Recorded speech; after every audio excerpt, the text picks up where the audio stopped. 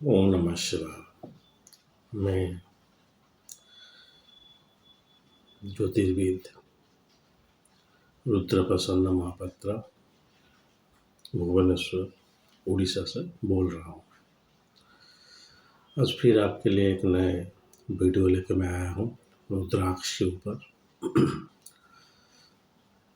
आप लोगों की जानकारी के लिए। मैं पहले भी बता चुका हूँ कि रुद्राक्ष में जो सिद्धमाला होता है, क्यों उसे सिद्धमाला बोलते हैं, उसे नहीं पहनना चाहिए, इस सब बारे में मैं पहले बता चुका हूँ। मैं जानता हूँ इससे बोलने से कुछ डीलर रुद्राक्ष के जो डील करते हैं मुझसे नाराज़ हो जाएंगे, लेकिन मेरा सबसे ये आग्रह है कि आप डेफिनेटली व्यापार कीजिए, बिजनेस कीजिए। मैं उसके अगेंस्ट बिल्कुल नहीं हूँ, क्योंकि जितना आप इनकम करेंगे उतना इकोनॉमी बढ़ेगा, लेकिन एथिकल वे में कीजिए।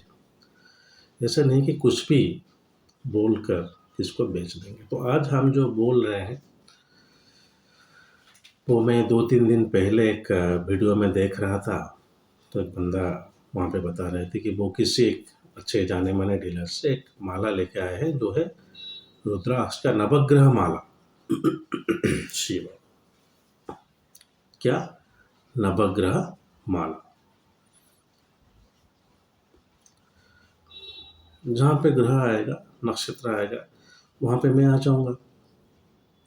सिद्धमाला चलिए छोड़िए, ठीक है, मैं रुद्राक्ष के ऊपर जो एक्सपर्टीज है इसलिए मैंने बोला था, लेकिन ज्योतिष वहाँ पे नहीं था। लेकिन यहाँ पे ज्योतिष आ रहा है। मैं आपको बता दे रहा हूँ रुद्राक्ष कौन से ग्रह के साथ एसोसिएटेड है।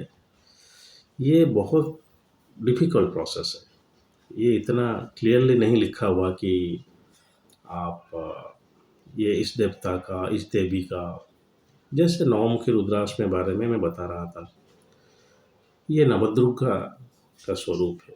आप नवदुर्गा का जो है स्कंदा माता, षष्ठियानी, चंद्रघटा, सो उनको कुछ कुछ ग्रह के साथ कंपेयर कर सकते हैं, करके बोल सकते हैं कि हाँ, नवग्रह रुद्राक्ष जो है, 9 मुखी रुद्राक्ष जो है, वो शायद इटसेल्फ बहुत सारे ग्रहों के साथ वो एसोसिएटेड है, एक नहीं।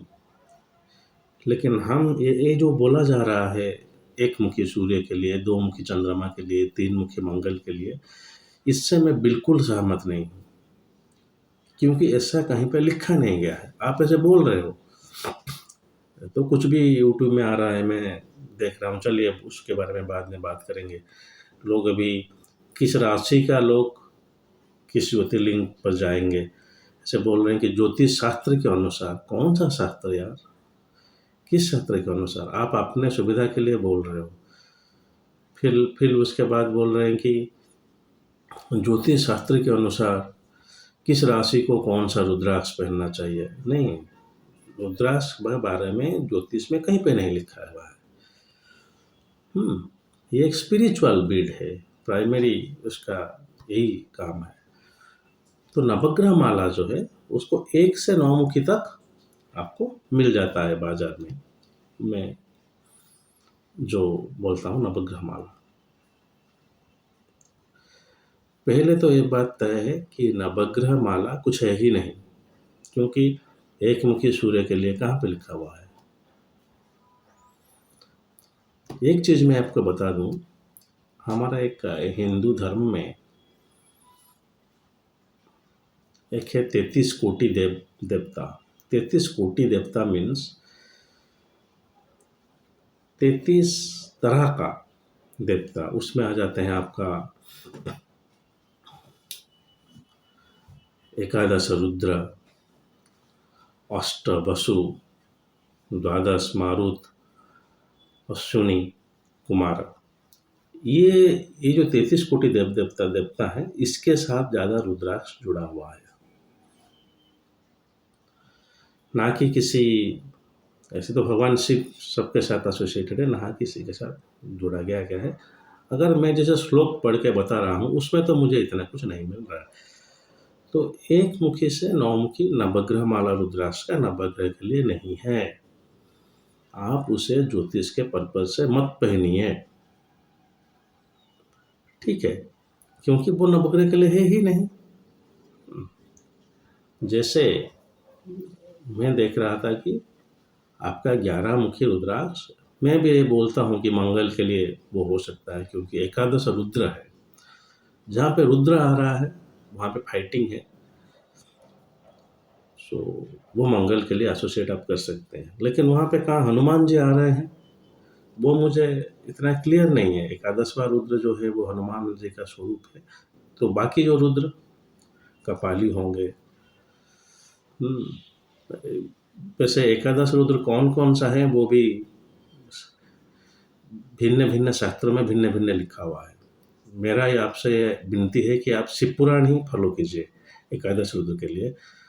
एकादश रुद्र आपको मत्स्य पुराण में शायद कुछ अलग मिल जाएगा,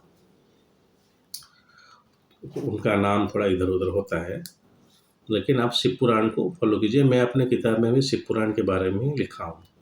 तो एकादश रुद्र सिर्फ हनुमान जी के लिए हो गया क्या? बाकी जो रुद्र है उनके लिए नहीं हुआ?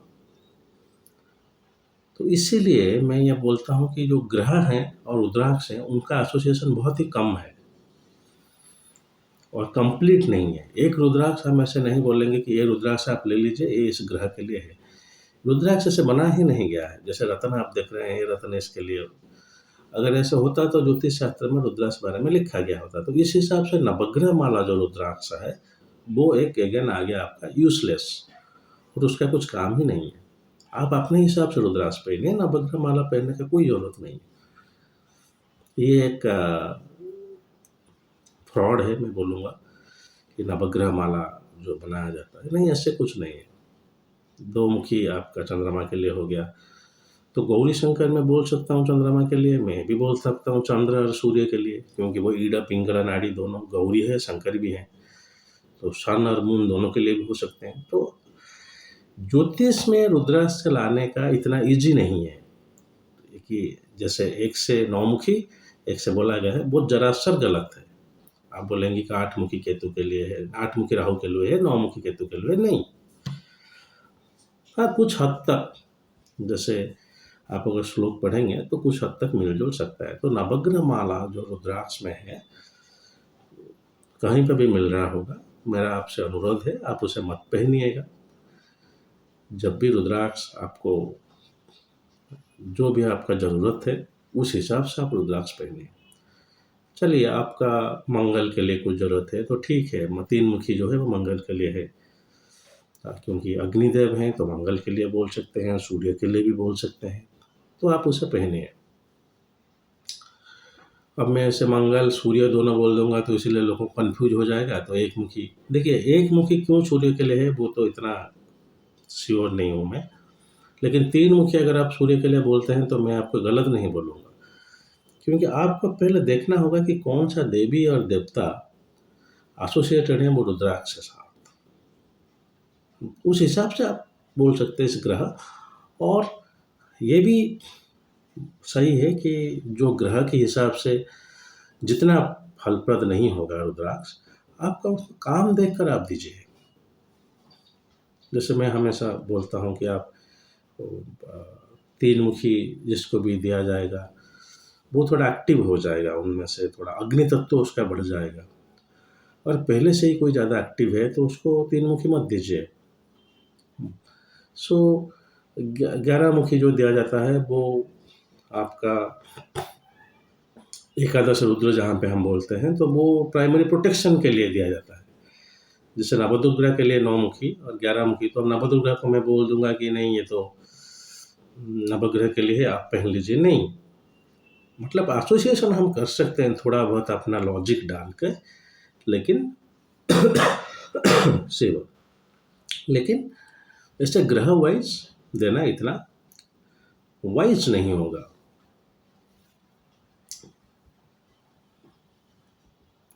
सो जैसे मैं सिद्धमाला बोल रहा था उसका कोई ज़रूरत नहीं है, इस तरह नवग्रह माला का भी कोई ज़रूरत नहीं है। आप देखेंगे कि वो आपको पहनने से शायद कुछ अच्छा फल आ सकता है, लेकिन वो ग्रह के साथ एसोसिएटेड नहीं होता। अगर पहनना चाहते हैं कुछ ऐसे माला 1 से 9 मुखी तक, आप अगर पहनना चाहते हैं तो मतलब आप देखिए कि नहीं सर मुझे 1 मुखी का भी एनर्जी चाहिए, 2 मुखी चाहिए, 3 मुखी चाहिए, मैं साधना कर रहा हूँ या शिव और मुझे अच्छा लगता है रुद्राक्ष पहनने में, तो पहनने का तरीका ये है कि पहले आप वो 1 मुखी तो वैसे नहीं है, मैं शायद एक यहाँ पे धारण किया हुआ हूँ 1 मुखी, पता नहीं। हाँ देखिए, ये देखिए इंडोनेशिया का 1 मुखी आता है कितना छोटा, इसे 1 मुखी बोलते हैं। ये जो पहले मैं बोल चुका हूँ काजू दाना से, वो 1 मुखी नहीं है। सो पहले 1 मुखी से लेकर 9 मुखी पहनिए, लेकिन ज़रूरत नहीं है 1 मुखी, 2 मुखी, दोनों के साथ कंट्राडिक्टरी करते हैं, उसके ऊपर किसी और के दिन एक वीडियो बनाएँगे। आज के लिए इतना ही। नवग्रह माला जहाँ पे मिलता होगा उसको आप ये आग्रह करिए नहीं पहनिएगा कि नवग्रह पहनने से मेरा सारा ग्रह ठीक हो जाएँगे। पहले तो रुद्राक्ष ग्रह के साथ एसोसिएशन बहुत ही कम है, अगर ऐसे भी है फिर भी आपका नवग्रह का ज़रूरत नहीं आएगा। अगर पहनना चाहते हैं तो किस प्रोसेस में मैं बोला उस प्रोसेस से एक-एक करके पहनिए और उसका मतलब कुछ और है, मतलब आप ऐसे अगर पहनना चाहते हैं तो पहन सकते हैं। क्षमा कीजिएगा, थोड़ा यहाँ पे करंट का प्रॉब्लम अभी आ गया है, तो आज के लिए इतना ही। अगर मैं एक बार बता दे रहा हूँ, अगर आप मेरे से सुनकर कुछ निर्णय मत लीजिएगा। आप रुद्राक्ष के बारे में जानना चाहते हैं, पहनना चाहते हैं, खरीदना चाहते हैं, उसके लिए मुझे कंसल्ट कर सकते हैं। हालाँकि वीडियो में ज्ञान की पर्पज़ से बना रहा हूँ, लेकिन आप अगर चाहते हैं तो मुझे कॉल करेंगे। अगर ऐसे जानकारी के लिए मेरे वीडियो सुन रहे हैं, तो मेरे वीडियो में जो बोल रहा हूँ मैं डिस्क्राइब कर रहा हूँ, यहाँ पे कुछ प्रिस्क्राइब नहीं कर रहा हूँ, तो अपने आप ज्योतिष मत बन जाइएगा। चलिए आज के लिए इतना ही। अगर महादेव ने चाहा तो और एक वीडियो के साथ खूब जल्द आपके सम्मुख उपस्थित होंगे। तब तक के लिए आज्ञा दीजिए। ओम नमः शिवाय।